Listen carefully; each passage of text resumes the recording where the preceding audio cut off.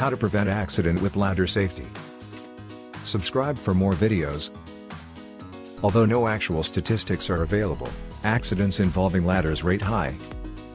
A good ladder is one of the most useful accessories for the handyman, but it must be used properly. Safety is important whether you are a housewife using a small step ladder in the kitchen or you are a home handyman using a 30 extension ladder outside the house to paint the trim. Whether using a ladder indoors or outdoors, you can avoid accidents by observing a few simple rules.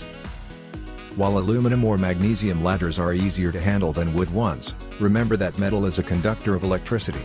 It is important to keep a metal ladder from coming into contact with electric power lines. Don't paint the ladder, the color will keep you from noticing such defects as cracks or splits. The safest angle for a ladder is to place the feet of the ladder about a quarter of its length away from the wall. For example, a 15-foot ladder should be set away, on its feet, about 4 feet from the wall. Make certain that the ladder is on firm ground and won't slip. If you use a metal ladder and rest it on concrete walk or driveway, use rubber bottom safety feet with the ladder. If you use a wood ladder, it should have rubber feet permanently attached to the bottom of it. Make sure that the top of the ladder, against the wall, is also braced properly and not on a surface where it will slide. Don't put the top of the ladder so that it rests against a screen or window pane. A ladder on a roof must be thoroughly secured, and for this purpose you can obtain roof hooks to attach to the ladder at any hardware store. Don't set your ladder up so that it is directly in front of a door.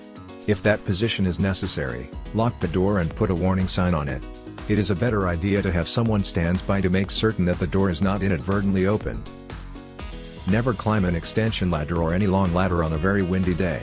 If you must use the ladder, then, have someone hold the base of the ladder as you climb up, stay up there and work, and when you climb down again afterwards.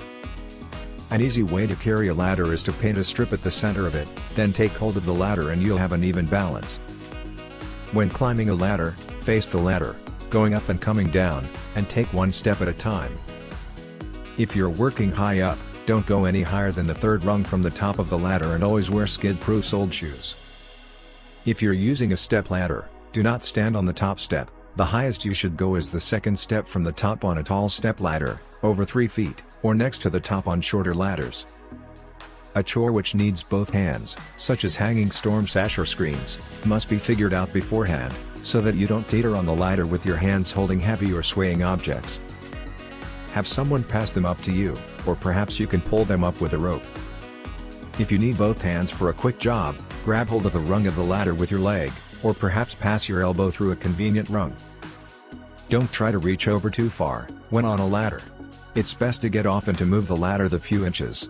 Don't hold a paint can when you're on the ladder, provide a hook on which to hang the can.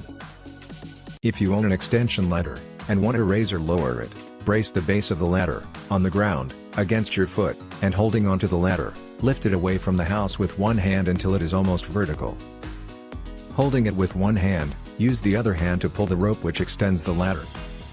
Furthermore, check the rope on your extension ladder periodically to see that there are no weak spots. Do not forget to subscribe for more videos.